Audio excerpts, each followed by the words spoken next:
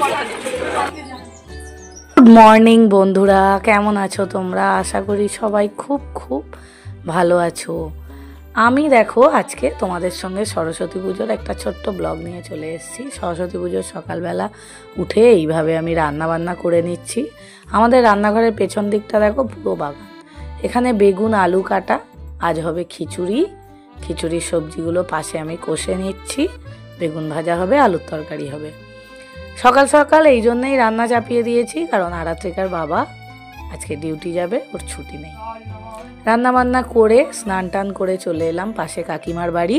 কাকিমার বাড়ি ছিল সরস্বতী পুজো। ঠাকুরমশাই চলে এসছেন 6টার মধ্যে। আমি 6:30টায় চলে এলাম, সমস্ত কিছু গুছিয়ে রেখে পুষ্পাঞ্জলি দিতে চলে এসছি। ঠাকুরের মুখটা দেখিয়ে নিলাম। আর এই আমাদের টিম দেখো। আর এই যে ছোট্ট পুচকুটা, ওর আজকে হাতে খড়ি, এবং ওর উপলক্ষেই এত বড় একটা পুজোর আয়োজন করেছে কাকিমারা। এই যে আমরা সবাই দেখো 3 জনে মিলেই আমরা পুষ্পাঞ্জলি দিতে এসেছি। তো আরাত্রিকার বাবাকে আমি বলছিলাম যে তুমি ব্যাক ক্যামেরায় কেন করছো, ফ্রন্ট ক্যামেরা চালিয়ে সবার ভিডিও করো। সকাল সকাল তাড়াহুড়ো করে এই স্কাই কালারের শাড়িটা পরে চলে এসেছি। আর এই যে আমাদের ছোট্ট পুচকু রৌনক, তার হাতে খড়ি, সে পুরোহিত মশাইয়ের কোলে বসে হাতে খড়ি দিচ্ছে দেখো।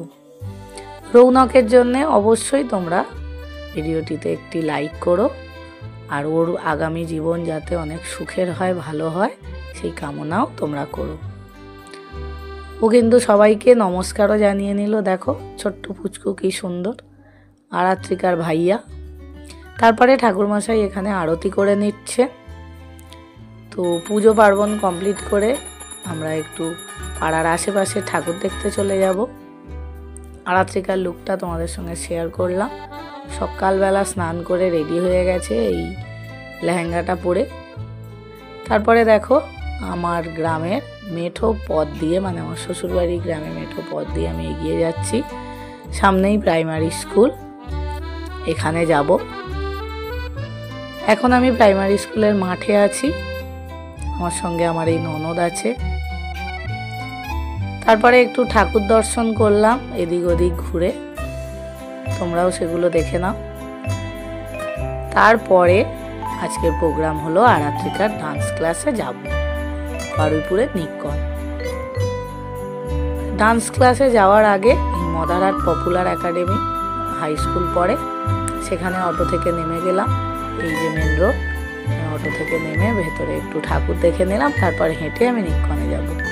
এখান থেকে আরাত্রিকার ডান্স ক্লাসের দূরত্ব বেশি দূর না। তো প্রতি বছরের নাই, এবছরে এরা সুন্দর করে চারিদিকটা সাজিয়েছে। সামনে দেখো সব ইনভিটেশন কার্ডগুলোও আছে, এবং মায়ের রূপটিও দেখে নাও। জয় মা সরস্বতী। আমি এই সিম্পল লুকে চলে এলাম দুপুরবেলা আরাত্রিকাকে নিয়ে। তারপরে চলে এলাম ডান্স ক্লাসে, সেখানে ঠাকুর দর্শন করে খাবার টাবার নিয়ে সোজা বাড়ি চলে গেলাম। ডান্স ক্লাস থেকে দিয়েছিল ফ্রাইড রাইস আলু কষা, সেটাই বাড়ি এসে মা মেয়ে মিলে খেয়ে নিলাম, এবং আজকে সারাদিনটা এইভাবেই কাটালাম। কেমন লাগলো কমেন্ট করে জানিও। ধন্যবাদ।